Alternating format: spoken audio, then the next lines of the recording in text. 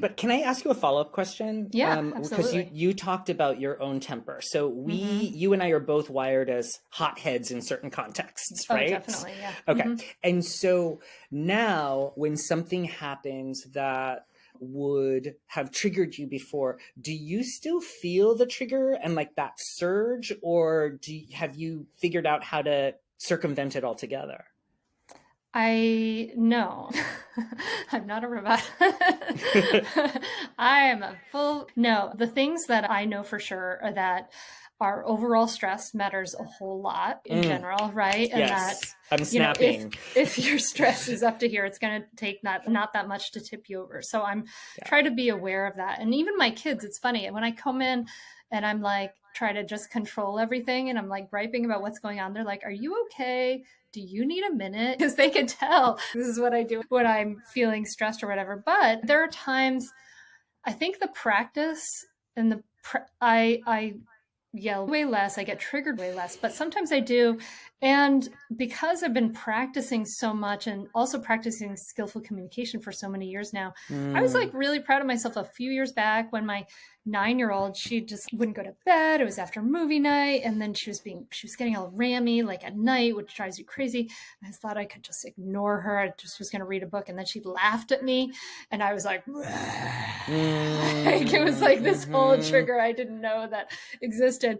hmm But I got up and I yelled, but I yelled, "I feel so angry right now."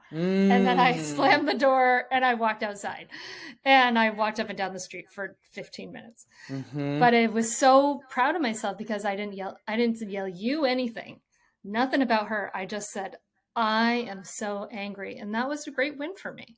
I think that's a huge win. I'm proud of you Hmm. too.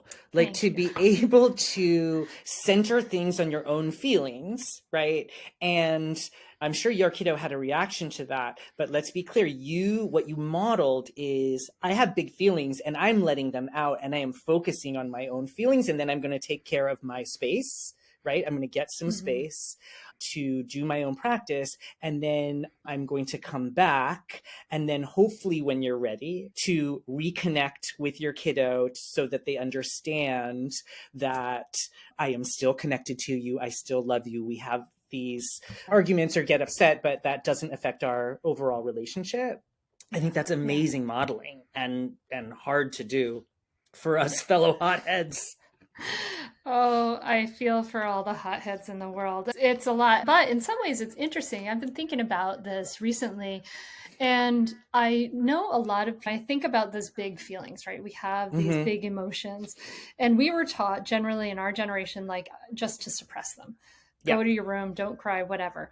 And when you can't suppress them, at some point they explode. They're like a beach ball. You're pushing down onto the water, and sometimes they just come up randomly in other places. And I'm actually, at this point in my life, grateful that I was not better at suppression. That Mm. I've always been crap at suppression. And I've had to figure out ways to express my feelings in ways that are healthy and to channel that and things like that. And it wasn't something that was suppressed because I'm seeing how suppression is just that's so harmful, right? And that whole the body keeps the score, right? How your body keeps the Mm-hmm. score of all those things that happen to you, even if you're not really feeling it, you're suppressing that feeling.